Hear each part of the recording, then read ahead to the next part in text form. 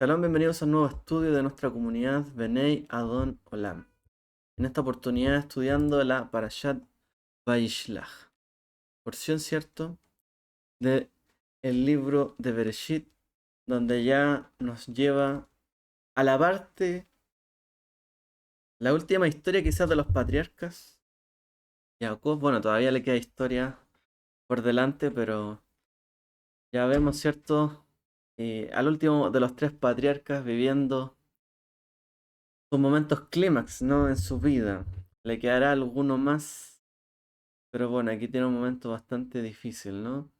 Como empieza la escritura, dice, y Vayishlach dice, y envió Jacob mensajeros delante de sí a su hermano Esaú o Esab, a la tierra de Seir, región de Edom, diciendo, dando órdenes, diciendo, así diréis a mi señor Esab, sí, dice tu siervo Jacob, he morado con Labán, allí me he quedado hasta ahora, tengo bueyes, asnos, rebaños, siervos, siervas, y envío a avisar a mi señor para hallar gracia ante tus ojos.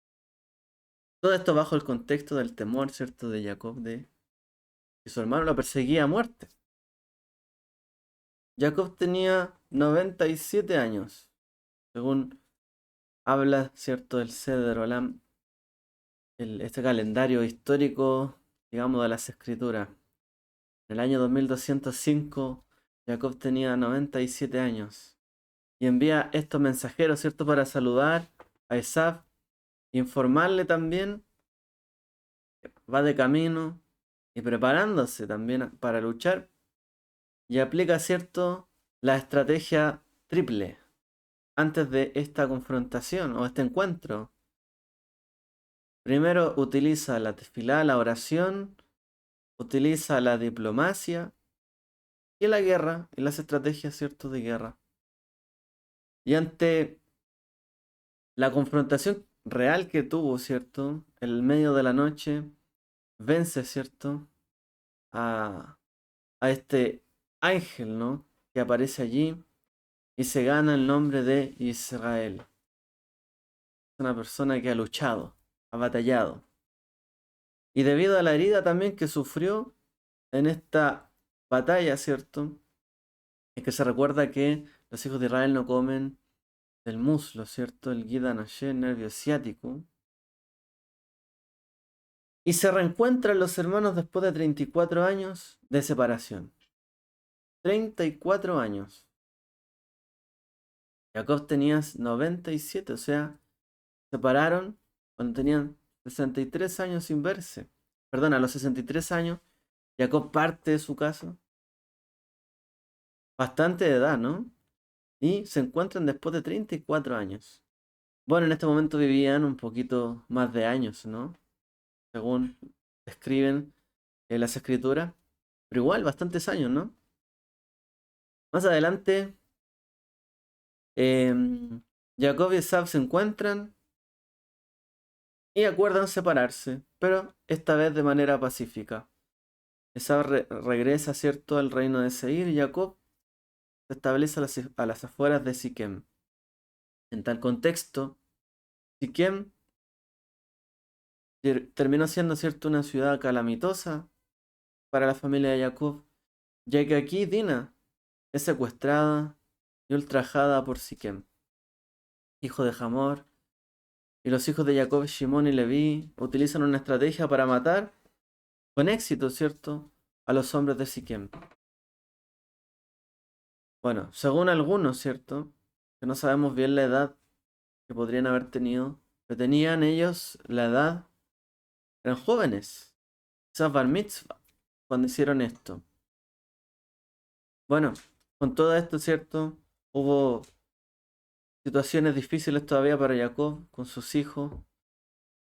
Y el Eterno le ordena, ¿cierto?, irse a Betel.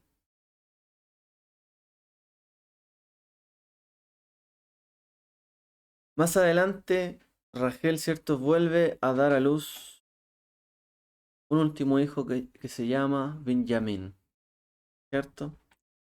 Y después de esto, prontamente Rachel muere. Así que ahí sufren otro conflicto, ¿cierto?, entre los hijos de Jacob y él, su padre. ya que Rubén, ¿cierto? Dice que cambia la cama de Jacob de la tienda de Bilha a la tienda de Lea y sufre, ¿cierto? Ahí un conflicto también dentro de la familia. Lo demás, ¿cierto? Es cómo enumera las escrituras a los descendientes de Esab y cómo serían, ¿cierto? También a los reyes que gobernaron, ¿cierto? Antes del rey Saúl, esas zonas de Seir, que luego gobernarían, ¿cierto? Los hijos de Israel más adelante con Shaul, etc. Bueno, este es un resumen de nuestra porción. Ahora, imaginémonos esta circunstancia. Pasaron muchos años sin que se vieran ellos. Muchos años pasaron bajo el puente. Y así decía la escritura, ¿no? Jacob se asustó mucho y se angustió. Así que dividió al pueblo que tenía, a su gente, al ganado, las manadas, los camellos, en campamentos. Fue una circunstancia trágica. Primero, tuvo que trabajar, ¿cierto?, para poder casarse con su amada. Trabajó 7 años más. Estuvo ahí, completando estos 20, ¿cierto?, años. Y muchos años, ¿cierto?, ganando todo lo que tenía y ahora estaba dispuesto a dividirlo como para perderlo todo. Muchos comentaristas, ¿cierto?, en estas circunstancias dicen y se preguntan cuál fue el conflicto con Jacob, por qué al parecer mostró una falta de confianza, una falta de fe. ¿Por qué hizo esto? ¿Por qué no se enfrentó directamente? ¿Por qué tuvo temor? Que si ya había enfrentado circunstancias tan difíciles, tuvo, ¿cierto? Él en este momento que hacer esta medida tan quizás a la desesperada, ¿no? Bueno, hay quien dice, por ejemplo Rashi, que tal vez Jacob tuvo temor de que sus faltas, sus pecados que había cometido fueran indignos de la protección del Eterno en ese momento. Otros dicen, por ejemplo, que fue esa falta de bitajón, esa falta de confianza o de fe, un defecto de Jacob mismo. O sea, el mismo defecto del que describen, o la misma falta sería esa falta de fe, por así decirlo, de confianza en el Eterno. Ahora hay otro enfoque que mencionan los sabios al respecto. Y es que dicen que el más elevado tipo de emuná, de bitajón, de confianza, ¿cierto? De seguridad en Dios, implica también, por sobre todo, prescindir o dejar a un lado todas las formas de esfuerzo humano normal, que en el fondo demuestran que uno tendría que dejar todo en manos de Dios. O sea, que Dios hiciera milagros, incluso contrarios a la propia naturaleza. Eso describen algunos. El nivel más elevado de bitajón es dejarlo todo y confiar que el Eterno puede hacer. Ok. Pero este tipo de bitajón o de confianza es raro. Es bastante raro. Incluso aquellos que lo logran no pueden esperar mantenerlo todo el tiempo. O sea, una cosa es esperar un milagro y confiar en Dios y concentrarse y orar y clamar y ayunar y estar ahí y luchar y permanecer. Pero tal vez se puede lograr en alguna circunstancia, pero no todo el tiempo. O sea, no todo el tiempo una persona, ¿cierto?, puede demostrar una fe tan quizás ciega, ¿no? En que las cosas, el Eterno va a arreglarlas así, como por un milagro y un arte instantáneo, ¿cierto?, en su vida. No siempre es así. No es que uno ora y va a ser sanado contundentemente. Y tratar de colocarse en estas situaciones es complejo, porque la vida está llena de otras situaciones. O sea, uno podría querer enfocarse y todos sus esfuerzos en que Dios va a ayudarnos en esto, pero se podría esforzar completamente en esa posición. Pero la vida consta de muchas otras cosas y situaciones.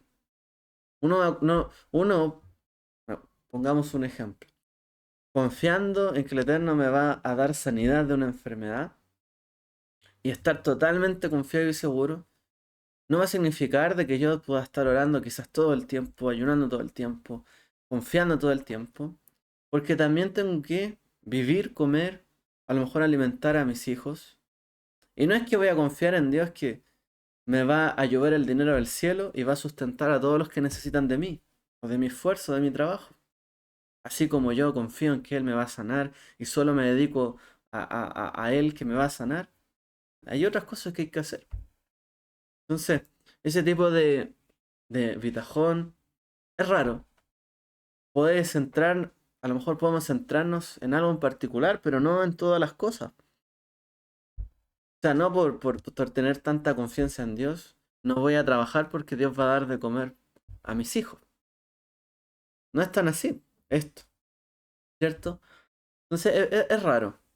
Ahora, de todas formas, se dice que Jacob alcanzó ese nivel muchas veces y en algunas oportunidades, ya que, de lo contrario, dicen los sabios, ¿cómo podría él haber salido de su casa solo con un bastón? Como leemos, ¿cierto? En esta parasha. O sea, yo salí, atravesé este río, este lugar con un bastón. Fue todo lo que saqué de aquí.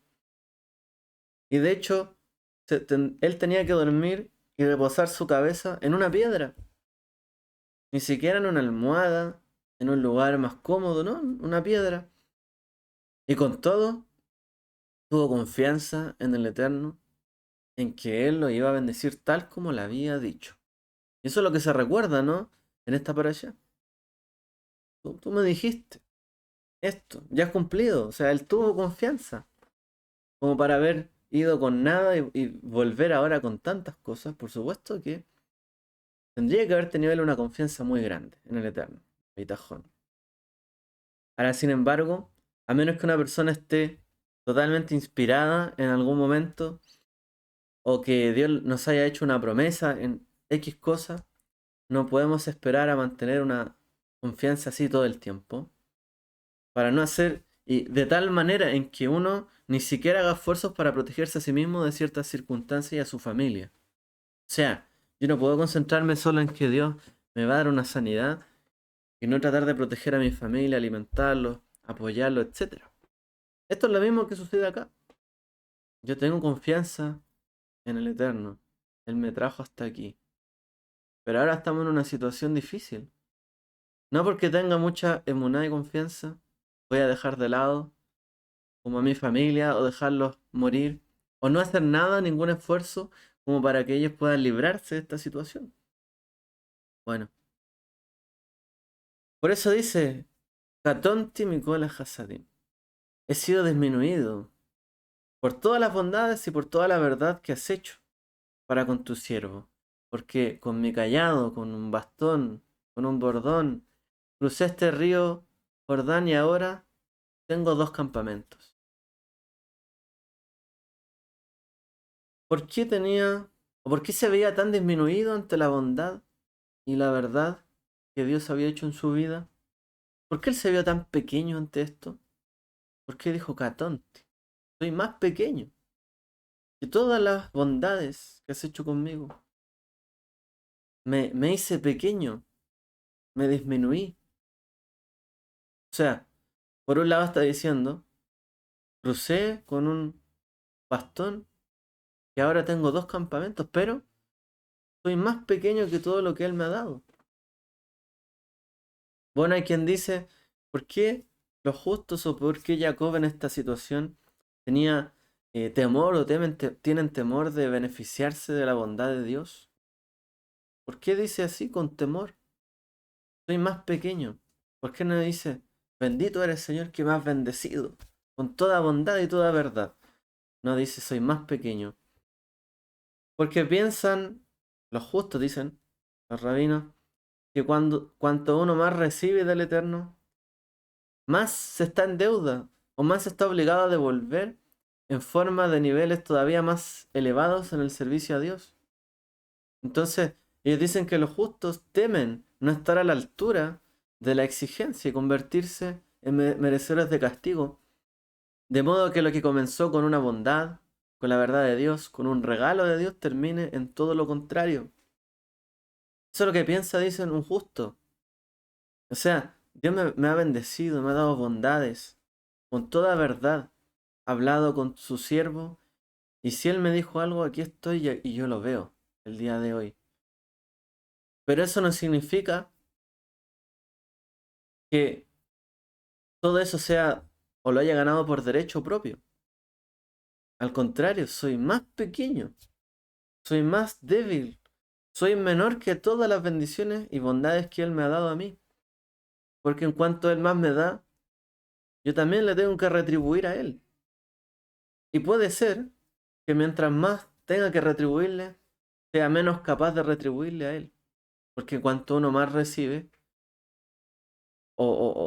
y después más se le exige, es difícil rendir mucho más. Piensa usted, por ejemplo, en el deporte, como aquí en Chile se vivieron los Panamericanos.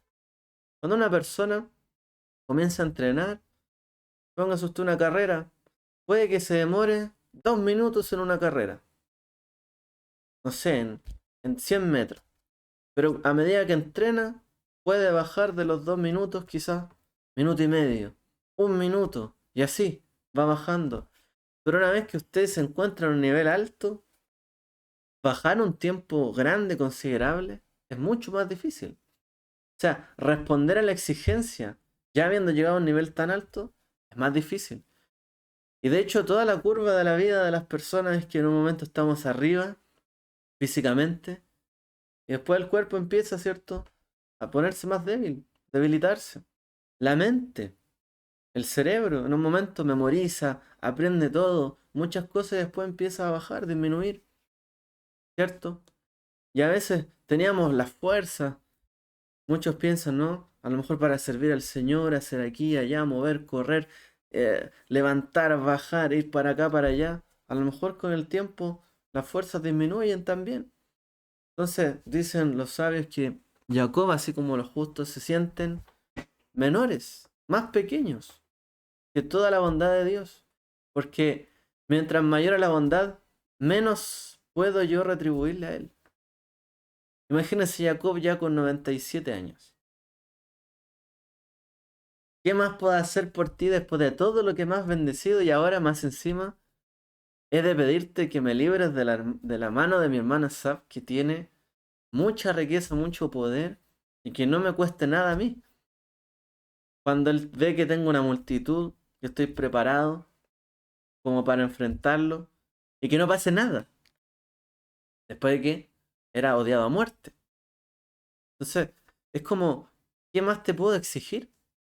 Pero aún así, vemos, ¿cierto?, que Jacob, así como el justo, luchó una vez más.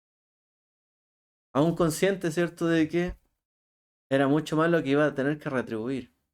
Pero por seguir luchando, en esa circunstancia también se le cambió el nombre. De Jacob, ahora también se le llamó Israel, ¿cierto? Aquel que luchó con Dios. Pero también Israel, ¿no? Viene la palabra zar, como un príncipe. O Yashar, tiene las mismas letras. ¿Como qué? Un recto, una persona recta. ¿Que lucha? Una persona recta que lucha. Y aun cuando piense que haya alcanzado el nivel donde ya, ¿qué más me puede dar el Señor?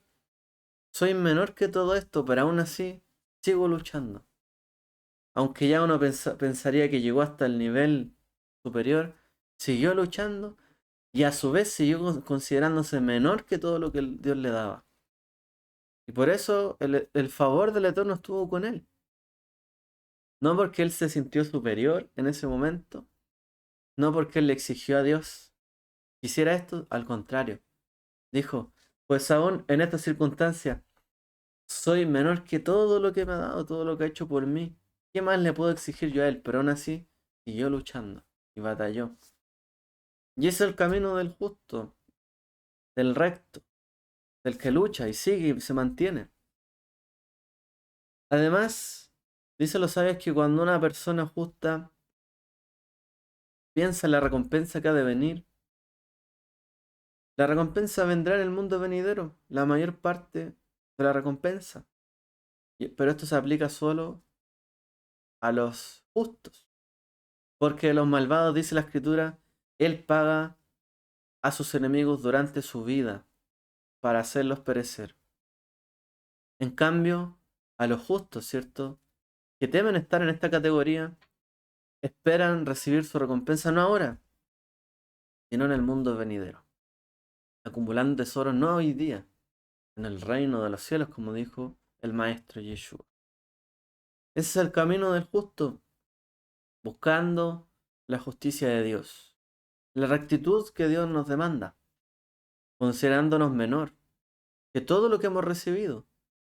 Porque si nos consideráramos justos, o sea, merecedores de lo que hemos recibido, ¿qué quedaría de recompensa para el mundo venidero? Si tú ya estás contento con tu parte, si tú ya dices, ya logré, la meta hice todo, pero si te consideras como nuestros padres, no merecedores, el Eterno le dio más favor todavía, algo más.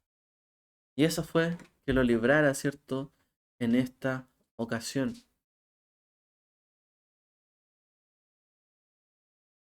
Andemos un poquito más con esto. Dice la escritura que Jacob se asustó mucho, tuvo temor, mucho temor. Hay un Midrash que dice lo siguiente. Hubo dos personas a quienes Hashem, el Eterno, prometió proteger, pero aún así expresaron miedo. ¿Quiénes fueron estas personas? Una de estas era la más selecta de entre los patriarcas, dice el Midrash, Jacob Avinu, nuestro padre Jacob. El otro era el más selecto de entre los profetas, Moshe Rabbeinu, nuestro maestro Moshe. Respecto de Jacob, leemos en el Salmo 135:4, porque Dios escogió a Jacob y Hashem le hizo una promesa, como leemos en Bereshit 28:15. He aquí, estoy contigo, te protegeré donde quiera que vayas. Sin embargo, Jacob tuvo miedo, como leemos en el versículo. O sea, a Jacob se le dijo, porque a Dios escogió a Jacob y le dijo, he aquí, yo estoy contigo y te protegeré donde quiera que vayas. Pero aún así, tuvo miedo. Asimismo se lee acerca de Moshe. Salmo 106, 23. Moshe, su elegido. Y el Eterno le hizo una promesa. Como se lee en Shemot 3:2. Yo estaré contigo. Sin embargo, leemos en Números 21:34. Hashem le dijo a Moshe, no temas. Y desde que dijo no temas, sabemos que tenía temor. O sea, Moshe tenía temor. Jacob tuvo temor, aun cuando el Eterno les dijo, yo estoy contigo. Pero tuvieron temor. De todas formas. Bueno, en verdad, uno podría decir, tanto Jacob como Moshe no tenían nada de qué temer. Dios estaba con ellos. Pero aquí vemos la diferencia, dicen los sabios, entre los justos y los malvados. Los justos se esfuerzan para no pecar y les preocupa haber caído en alguna transgresión. En cambio, los malvados que pecan, transgreden, no se preocupan por ello. Y esta es la diferencia. O sea, los justos tienen temor porque piensan que podrían haber hecho algo que quizás no los haga merecedores de la gracia divina de Dios, del Eterno. Ese es el tema. Los justos saben que no son meritorios del 100% en todo lo que hagan, aun cuando su nivel moral y su actitud y su justicia y su práctica de la Torá quizás y sus valores son mejores que los demás y mayores, no se saben así. Saben que aun cuando el Eterno los favorece y está con ellos, puede ser que en algo hayan fallado, en algo hayan transgredido, algo quizás se les esté escapando y eso les preocupa, les genera temor. En cambio, los demás no se preocupan, no tienen temor. ¿Ok? Bueno, y hay más cosas que podemos aprender de esto y del comportamiento de los justos o de Jacob. Primero, incluso cuando un justo, en hebreo, un tzadik, o una justa se dice tzadiká, cuando un justo, un tzadik, ve la caída de su enemigo, que la caída de su enemigo ha comenzado y que la salvación pronto ha de llegar y se acerca, no da por contado que ha merecido la salvación. O sea, estamos en batalla, en guerra. Cuando el justo ve que su enemigo está cayendo y que pronto viene la salvación, el justo no da por sentado que ya mereció la salvación. Y ahora sí han de caer esos enemigos. Por ejemplo, incluso después de que Amán fuera humillado, conduciendo a Mordejai por Susa en caballo real, Mordejai, ¿qué hizo? Volvió a ayunar y a orar, según lo que dice el libro de Esther. O sea, incluso cuando él ya había sido salvado, librado, ¿cierto? Ya había, y finalmente era él el que era paseado como en un caballo real, y así se le hace a la persona que quiere honrar al rey. Incluso ahí él siguió orando y ayunando. Los justos entienden que cualquier enemigo simplemente, ¿qué cosa? Un agente de la justicia de Dios. El enemigo no es el archienemigo brutal, total de todos, el que merece la destrucción, el que ha de ser derrotado, destruido. Para el justo, ¿quién es el enemigo? Es un agente de la justicia de Dios. O sea, Dios permitió que se levantara un enemigo. La justicia divina de Dios permitió que se levantara un enemigo. Porque Dios es justo y todo lo hace en su tiempo y con justicia.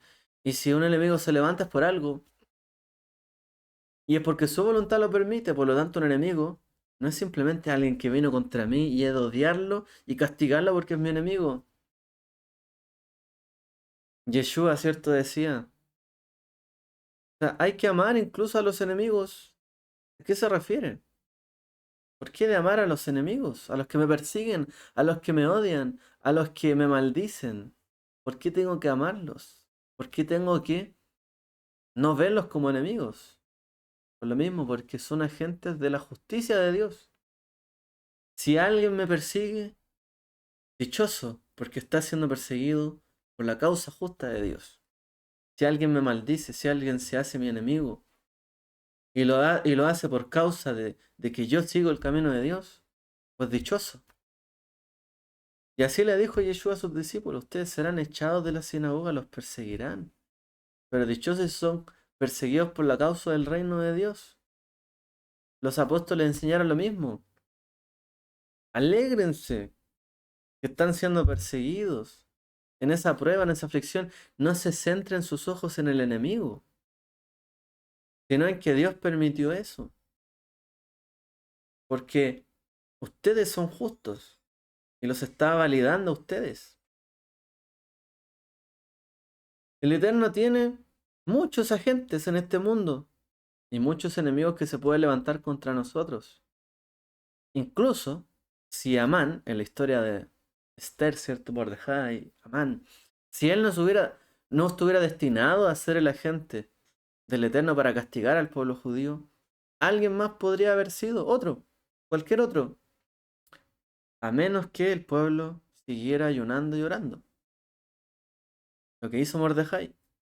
Del mismo modo, incluso después de que Jacob derrotó a aquel mensajero, aquel ángel que luchó con él en batalla, no dio por sentado que estaba a salvo y continuó temiendo las consecuencias de que podría haber cometido alguna falta y Dios no le diera a su favor. O sea, él luchó, perseveró, oró intensamente, luchó con una persona hasta que rayaba el alba.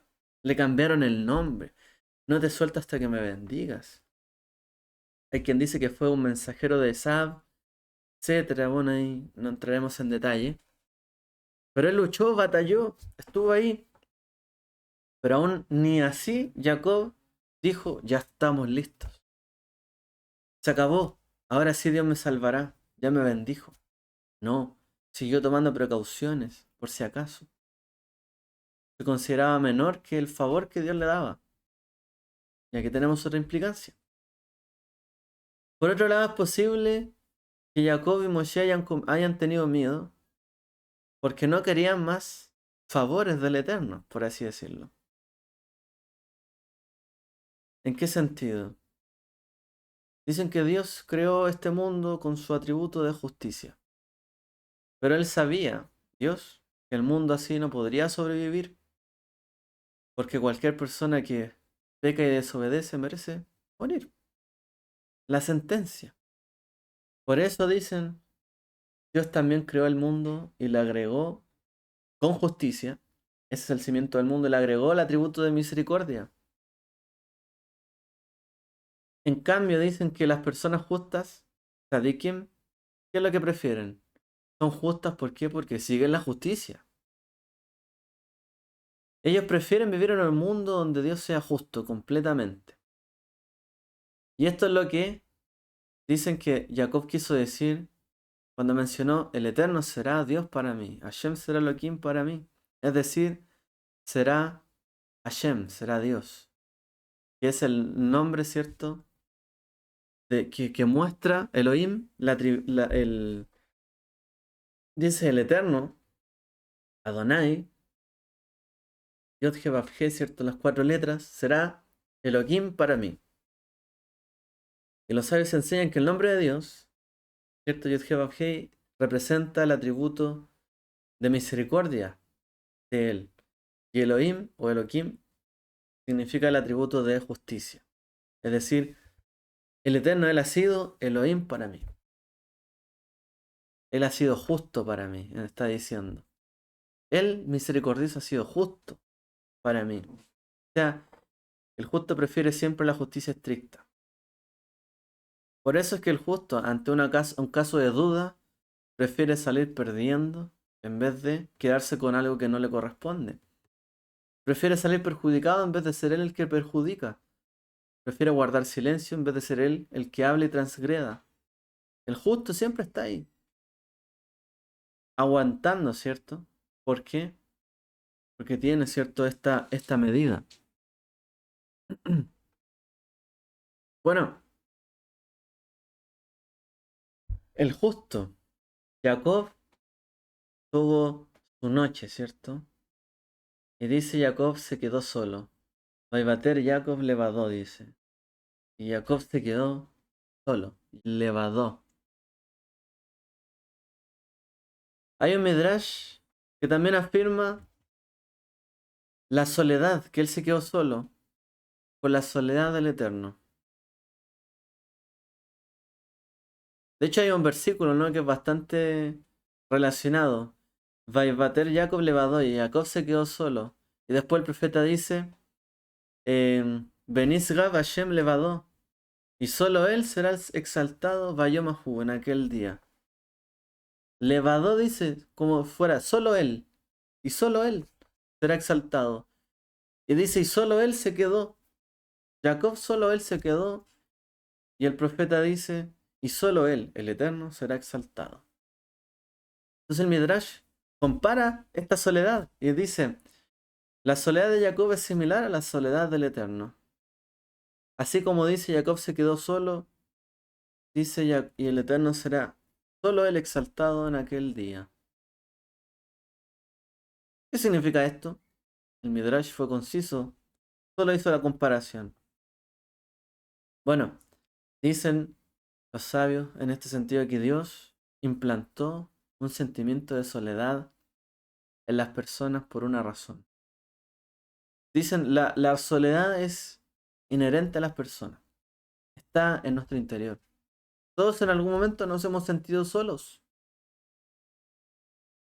Por mucho que uno tenga confianza en su esposa, en su esposo, en sus hijos, en sus padres, quienes los rodean, sus amigos, todos en algún momento se han sentido solos.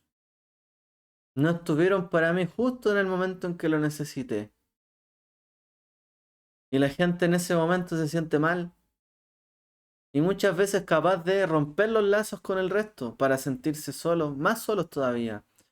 Y la gente dice, me dejaron solo, pues cortaré los lazos con ellos. Y quedan más solos. Y dicen los sabios, Dios implantó este sentimiento de soledad en las personas.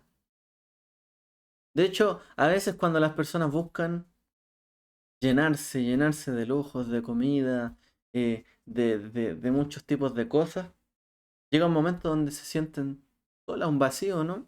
Cuando alguien come y come en exceso y después tiene que devolver todo eso que comió de una mala forma, se siente vacío la persona. Cuando alguien disfruta, gasta y hace muchas cosas y no lo llenan, se siente vacío, solas. Dicen los sabios que Dios implantó esto por una razón. Porque cuando las personas se sienten solas, pueden buscar a Dios y hacer a Dios su compañero. Pueden buscarle a Él y que Él sea nuestro compañero. Así como Dios también está solo Él o solitario, porque Él está esperando que las personas lo busquen. Y solo Él será exaltado en aquel día. Si estuviera solo Él y nadie lo exaltara en aquel día, Dios estaría solo, en soledad. ¿De qué serviría un rey coronado y exaltado por nadie? Pero dice será exaltado por nosotros. Que el Eterno lo permita, ¿cierto? En aquel día. Será exaltado por nosotros. O sea, la soledad de Él acompañada por la soledad de nosotros, por así decirlo. Y esto es nuestro compañerismo. Esta es nuestra lucha también. Quedarnos solos, pero para saber que en realidad no estamos solos, estamos con Él. Y Él está con nosotros, y yo estoy con Él. Él será conmigo y yo seré para Él. Y en aquel entonces Él será exaltado y yo lo exaltaré. Yo seré vindicado y Él me hará justicia. Yo seré salvado y Él mi salvador, etcétera. Así es la relación que tenemos que tener con el Eterno. Nuestro compañero, el que nos responde y nos corresponde. El Gomel, el que Dios que nos responde y nos compensa. El Gomel Hasadim Tobin, el Dios que nos compensa por en buenas acciones. El que hace Hasidim Tobim, hace buenas acciones para con nosotros. Dios también está solo, Él, buscando que le exalten a Él. La mayoría de las personas que se sienten solas intentan mitigar esto llenándose de algo, jugando, amigos, algún deporte, algo buscan. Pero quien reacciona automáticamente de esta manera, no pensando en la razón de por qué se siente solo, está perdiendo el punto y pasando por alto un regalo que Dios le ha dado. Es decir, Dios te regaló en algún momento quedarte solo. Eso están diciendo los sabios. Dios te regaló en un momento quedarte solo.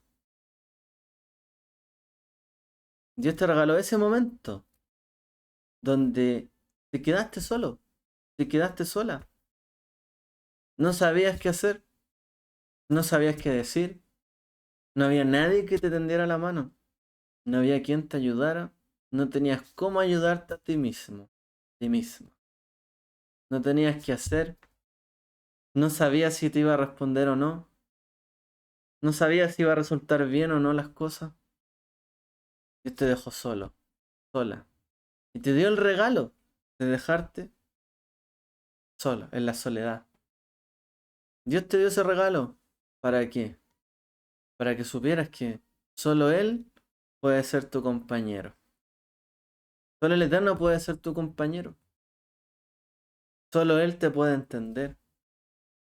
En la soledad de Él, del Dios justo, el Dios lleno de bondad y misericordia, el Dios que me ha guardado en toda verdad y en toda justicia, el que me ha llenado de bondades. Soy menor que Él. Soy mucho menor que Él. Pero Él me regaló quedarme solo.